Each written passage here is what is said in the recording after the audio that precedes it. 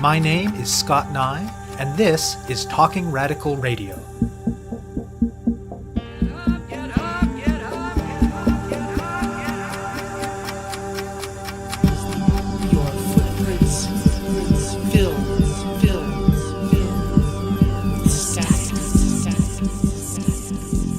Hello and welcome to Talking Radical Radio, where we bring you grassroots voices from across Canada. We give you the chance to hear many different people who are facing many different struggles, talk about what they're doing, how they're doing it, and why they're doing it, in the belief that such listening is a crucial step in strengthening all of our efforts to change the world. On this week's show, I'll be speaking with Rowan Moyes. In Manitoba, just like in a lot of other places, most of the jails and prisons are hard to get to. There is the Winnipeg Remand Centre in Winnipeg itself, but other than that, most of the facilities in which people are incarcerated are in rural areas with few or no options for getting there unless you have a car. In 2015, a group of people decided to found a grassroots rideshare project. This enables people to get from the city to where their family member or loved one is incarcerated so they can visit and maintain relationships in the face of how incredibly isolating prison can be. The group that decided to do this is called Bar None Winnipeg. It originally formed in 2013 to engage in actions in solidarity with federal inmates who were then on strike in response to a decision to make a 30% cut in the already very low wages they get paid for working while in prison. Both the original solidarity work and the current rideshare project are informed by the group's prison abolitionist politics. Such politics understand prisons as fundamentally harmful institutions that do particular damage to Black, Indigenous, and racialized people, to poor and working class people, to trans and gender nonconforming people, to sex workers, and to people who exist at the various intersections of those categories. Prisons do not deal with the root causes of social problems, and in fact are often part of what is done instead of dealing with root causes. And even if you focus on the specific incident which is the basis for sending someone to prison, as an institution, it generally does little to respond directly to whatever harm might have been done, to heal people or communities, or to move situations towards a more holistic understanding of justice.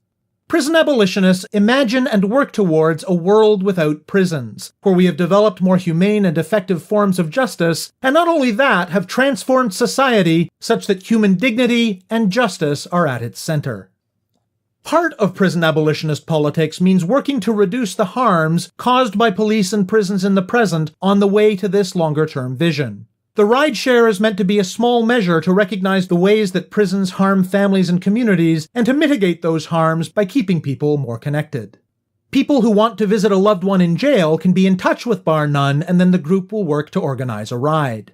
The rides are free of charge to passengers, and drivers volunteer their time but are reimbursed for gas. The group is very clear that they're not a social service but a grassroots initiative, so they're not able to guarantee that they'll be able to provide a ride on any particular day to any particular destination. But 4 years into operation, it's common to have rides going from Winnipeg to the various surrounding jails 5 or 6 days in a week. In addition to this core activity, the members of Bar None are involved in a range of other kinds of grassroots political work related to policing in prisons, sometimes under the banner of Bar None, but more often in other contexts and with other people. Today's guest, for example, has been very involved in a campaign to seek justice for Errol Green, a man who died while in custody in 2016. They have also been part of developing and delivering a workshop on alternatives to calling the police. Other members of Bar None have been involved in the challenge to new draconian security measures at the city's main library. In the near future, the group will be part of a campaign related to phone costs for prisoners, and they are currently working with the family of a man killed earlier this year by the police. Rowan Moyes is a member of Bar None Winnipeg. We talk about the rideshare project, about prison abolitionist politics more generally, and about the other ways that Bar None and its members are working towards a world without prisons. My name is Rowan Moyes. I live in Winnipeg, Manitoba. I am a member of Bar None, which is a prisoner solidarity and abolitionist group in Winnipeg on Treater 1. I feel like I've been interested in grassroots work for a long time, but the things I've been involved in organizing have changed a lot over the years, and specifically focusing on abolitionist work has been kind of a long process for me that, started as a hatred of police mostly in even just growing up. And then it took me a long time to become more politically literate and find people that were organizing around these issues. Bar None started initially as a response to a federal prison workers strike in 2013, I believe. And we did some actions around that, and then wasn't really active again until 2015. And it's been very consistent since then. That's when we started talking about the idea of a rideshare. And that is kind of the central thing that keeps us meeting regularly, although we work on other projects as well. Tell me what you remember about the actions back in 2013 that initially brought the group together. People were protesting, I think, a wage decrease at that time, which was already abysmally low. Locally, there was a group of us that did a number of things. We did some fundraising for inmates, and we published a fake news piece that we inserted into local newspapers. There were boxes all over downtown for free newspapers. So we just made it look like the regular newspaper writing, but published sort of an alternative view, because the narrative in the mainstream media was very critical of the strike. And we felt that the people on the inside weren't being heard or represented very fairly. And there was also some publicity type things, like a banner drop and other things that we did around that time. But it was just like a response to that moment in time. And so that event brought a lot of people together to organize around it. But it wasn't until later that a lot of the same people got back together and started doing more ongoing work instead of just a one-time thing. And what inspired folks to gather back together in 2015? A few of us had just been talking about how all of the prisons in Manitoba, well, I think this is an aspect of prisons generally, but for us, specifically in Manitoba, they're really inaccessible. There's no public transit. They're pretty much all rural except for the Winnipeg remand. And either we had people we knew who were incarcerated, or some people worked with people who were often in and out of jail. And we just saw a big need for people to be able to go and see their loved ones in prison. And there was nothing. Even the Greyhound had been really cut back at that point, so you couldn't take a bus out there. Some of them are located not that far from the city, but without a car, you still can't get there. So yeah, we started talking about what we could do to organize rides for people as sort of like a rideshare. We really didn't want it to be like a nonprofit service providing type of thing. So just being intentional about how we portrayed this project. So before we talk more about the group and the rideshare, let's maybe back up a bit and talk more about prison abolitionist politics more generally. How would you explain them to someone who didn't know what they were? We, as a group, strongly believe that prisons are not the way to solve issues around crime. I'm kind of using crime in air quotes, but just how people think about justice. They don't really help anyone. They do a lot of damage to communities and to individuals. They're not addressing the root causes of why people are being harmed. And just generally, we think that there are much better ways to address these issues, and that prisons and policing are cruel and racist and classist and really just do a lot of damage overall. We are interested in working on alternatives to that generally, but also in looking at the ways that prisons and policing are harming our own communities right now, and what we can do to try and limit the harm that they're causing until we find alternatives to them entirely.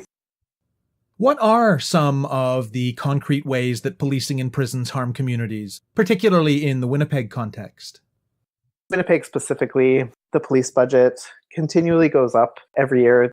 This year it went up another $10 million, and we're seeing this amidst all kinds of other services being cut or even fully eliminated. It's a third of the city's entire budget that goes just to the Winnipeg Police Service. And to us, that's absolutely horrifying. It's not doing anything to address poverty or any kinds of other institutionalized oppression. Winnipeg has a big racism problem, and we just really strongly feel like the answer to this is not more police and more imprisonment, but that's a political narrative that gets thrown around. These days, there's a lot of talk about the meth crisis. Again, I'm sort of using air quotes when I say that. There's just a lot of fear. People are afraid. They're thinking there's all these people who have addictions that are just sort of running wild in the city. And it's very absurd, but we really don't think that the answer to this is putting more police out in the world or more security. But that's the response we're seeing from the mainstream. They're starting to put police in liquor stores. For example, there's very recently a massive endeavor at the Winnipeg Public Library downtown. You have to basically go through airport security to get into the library now. And the library only talked to the Winnipeg police about how they should address security in their institution. So it's just this wild thing where we're seeing people kind of freak out. And instead of trying to address homelessness or addictions or income inequality, people are turning to policing. There's a lot of backlash against it as well, but lots of fear amidst media and the ways poor people and people who are facing homelessness are being portrayed. And yeah, it's pretty ugly, to be totally honest with you. One important feature of how policing plays out in a lot of cities is that its impacts are pretty starkly racialized as well. Is that the case in Winnipeg? Absolutely, yes. This statistic was from a few years ago, but about 77% of people who are in jail in Manitoba are Indigenous. So it is a huge number of people. And that's just Indigenous people. That is not including other racialized people. But absolutely, the police are profiling and targeting BIPOC people. And BIPOC is an abbreviation of Black, Indigenous, and People of Color. Profiling and targeting BIPOC people way, way more than they are white people. We see this increasing too. I think that Indigenous women in particular, their involvement in the justice system is increasing at the fastest rate. And one of the responses that I think happens most often to abolitionist politics from people who are just starting to wrestle with the ideas is, well, okay, so what happens when someone does something violent? If you don't want to put them in prison, what should we do? How do you respond to that kind of question? I think it really, really depends on the situation. We feel like the current response is not actually responding to the harm that was caused in the first place. And what that response actually looks like, I think, depends a lot on who's been harmed and listening to those people or those communities. But our justice system presently doesn't do that. We talk a lot about it. A few of us actually, through Bar None, have started doing a workshop about alternatives to calling the police and policing. And a big part of it is thinking about your own support systems and networks in your life presently and how you strengthen those and who do you have in your life to call on either when you've been harmed or when you have harmed somebody, and trying to identify where those gaps are and working to improve them.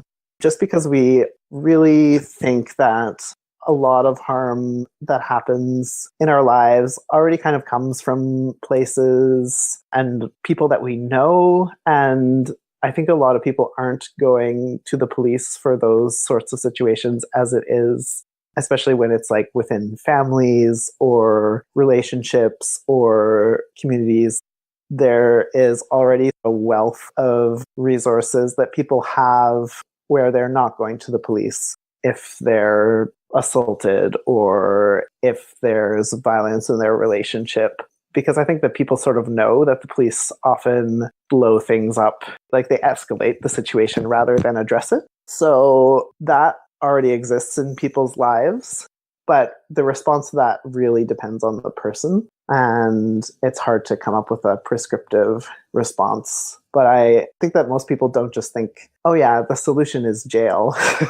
Like jail will fix this problem and heal the harm. And that is just not true. So how did you go about turning the rideshare from an idea into something that was actually happening? Well, like many grassroots groups, the process began with a lot of meetings and just figuring out the logistics of how do we recruit drivers. Most of us didn't have cars. Several of us didn't even have a driver's license at that point. So we were really trying to figure out ways to find people who had access to these resources and wanted to offer rides. And we applied for some community organization grants to pay people back for gas. We don't pay people for their time, but we do pay them for their mileage. And yeah, just to think of ways to offer people sort of like guidance, I guess, in how they could get involved and what they can do while they're waiting for a person in jail. And yeah, figuring out what we needed to get all of that done. Politically and practically, why was it important for the group, as you said, not to relate to the rideshare as a sort of social service? We didn't want to come across in a way that was treating people like, well, I guess that there's a big sort of social service industry, for lack of a better word, in Winnipeg. And I think that the power dynamics that happen in those situations was a thing we really wanted to avoid. Also, we wanted to be very upfront that we weren't promising people rides because it's all volunteer-based. We put a call out to like an email list, essentially, asking if someone's available for this time, but we can't guarantee to anyone ever that they will get a ride on any specific day when they come to us saying, this is when I want to visit. We needed to be very clear that it wasn't like a promise, and we weren't coming at this like people who had the power to just conjure up this thing. We felt it was like much more human for people to meet each other where they're at and not like make ourselves into like an authority or someone who's fixing it, because you can't undo all of that damage as like one small group of volunteers. And it has been work to communicate this to people, but it's been way more rewarding to have relationships with people in that way. And there are people who have gotten rides that have become drivers, and people who have been in jail who've come and been a part of the group. So there's just like more room, I think, for movement between different roles in this project that way. And that's much better for everyone, I think, too. Now that it's been up and running for a few years, how active is the rideshare? It really depends. It depends a lot on the time of year and how available people are to drive. Even most days, there are people requesting rides. So I would say almost every day of the week there is something.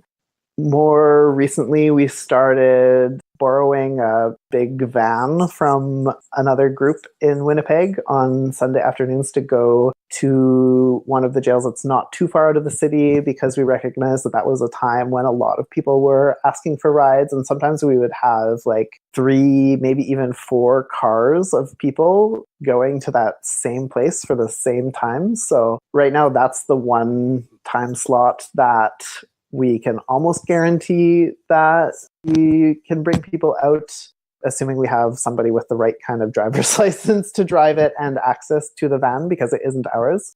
But other than that, there are rides probably 5 days a week on average going to other institutions as well. And what can you say about who uses it? It's a lot of different people. It's a lot of women and a lot of kids too. And mostly people who are going to visit folks in their immediate family. So either like partners, sometimes it's your child or a parent or a sibling. But yeah, I'm very much generalizing, and we don't collect statistics or anything on who is getting rides, but mostly women, I would say. Draw out a bit more explicitly for listeners the connection that you see between the rideshare project and the long-term vision of prison abolitionist politics. Our true long-term dream is that there won't be prisons in Manitoba, but right now there certainly are, and we feel it's extremely important for people to be able to keep in touch with their loved ones and their communities on the outside. It's very isolating to be locked up, and it's also really hard to come back into that world once you've been incarcerated for any length of time. And we really, really think people need to stay in touch with their support systems and their loved ones and just people that bring them life and care on the outside. So it seems vital to connect people in that way in the unfortunate meantime where prisons still exist. As Bar None has been doing this work, are there other groups or organizations in the city that you've built up relationships with? Definitely there are. Every year we have a massive book sale fundraiser with Prison Libraries Committee, so we have a relationship with them that is very fitting. We also, like I said, we were using this van that belongs to another organization in the city, so we definitely have a relationship with them. A lot of the other projects that we work on, they might kind of fall under Bar None, but they often involve other people that aren't regular members of Bar None. So, for example, a bunch of people were organizing around the death of Errol Green at the Winnipeg Remand in 2016.